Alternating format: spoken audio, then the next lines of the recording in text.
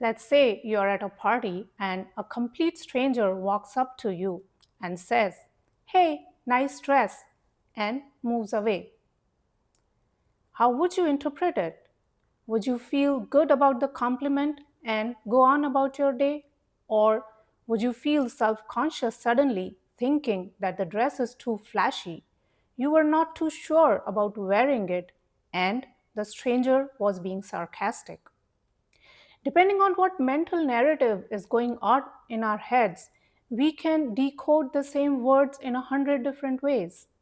Someone else may think that because the compliment was bestowed by a woman, she was probably jealous, or if it was a guy, he was flirting, and so on and so forth. As we can see, the same words can be dissected to deliver different messages. So, let's use this to our advantage, shall we? Let's play a game of reframing the narrative in a positive way. The rules are simple.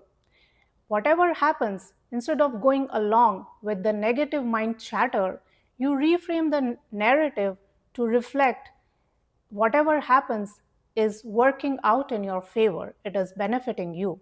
So you decide, I will stay in a positive mindset today and play this game. You are on your morning commute and someone cuts you off in traffic.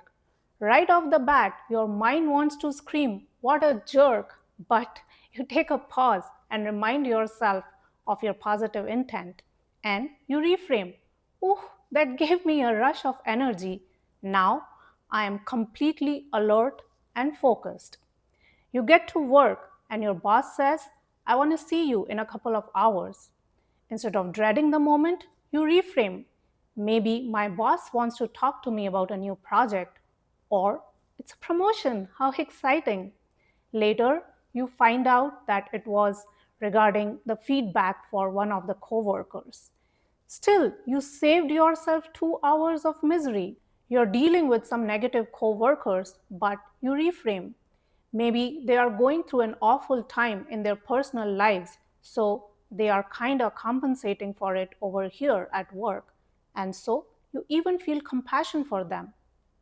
Someone hasn't responded to your email, so you reframe. Maybe they are taking the extra time to do a deep dive and get back to me with detailed results. So I will give them one more day. I can wait. You get back home and the chores seem frustrating, and so you reframe. The chores can wait another day. Today, I'm gonna watch my favorite TV show and order my favorite takeout. Your partner gets back home, but they seem kinda unresponsive, so you reframe. Maybe they had a busy day, it's the middle of the week, so I will give them some space. And your partner reappears later, apologizing to you that they were still thinking about a work issue. There are some bills and expenses that are troubling you, and you reframe. I'm thankful that I'm able to pay for my expenses. Next time, I will be more conscious, but this time I will enjoy what I already bought. So, these are some ways in which you can reframe the narrative to suit your needs.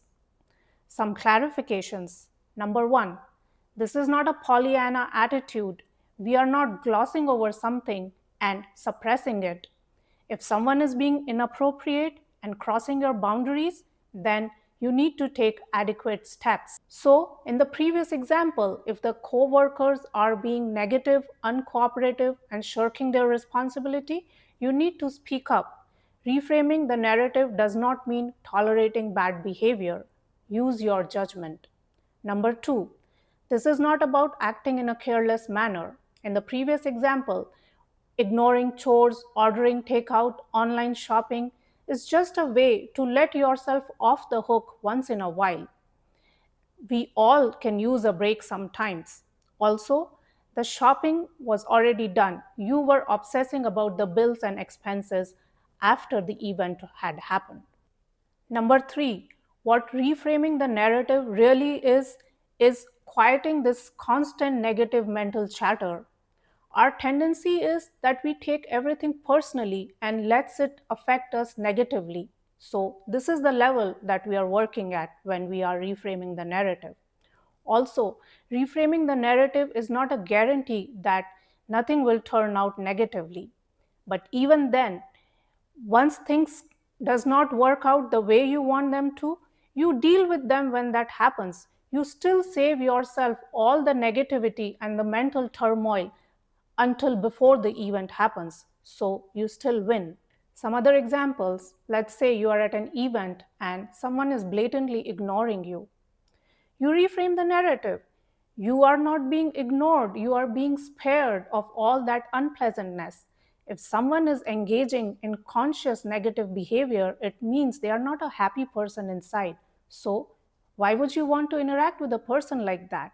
So, you reframe it and you see that it is for your own benefit. Another example, if someone is talking to you and they are mean or toxic, then again you can reframe that they are full of so much negativity that they are not able to contain it within themselves, and so they have to spread it around them. So you wish them well and move on your way. But you don't carry that negativity with you because it is not about you. That person is dealing with their own situation. So try it and see if you like it. If a day seems too long, then try it for a couple of hours or whenever you can remind yourself. When you try this, you'll see it's fun to come up with all these narratives. Be creative and playful. We naturally do this when we are in a good mood.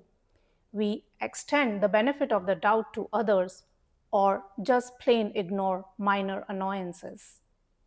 So try it, and next time someone offers you a compliment on your outfit, turn around and say, "Thanks, I know I rock it." Thanks for watching.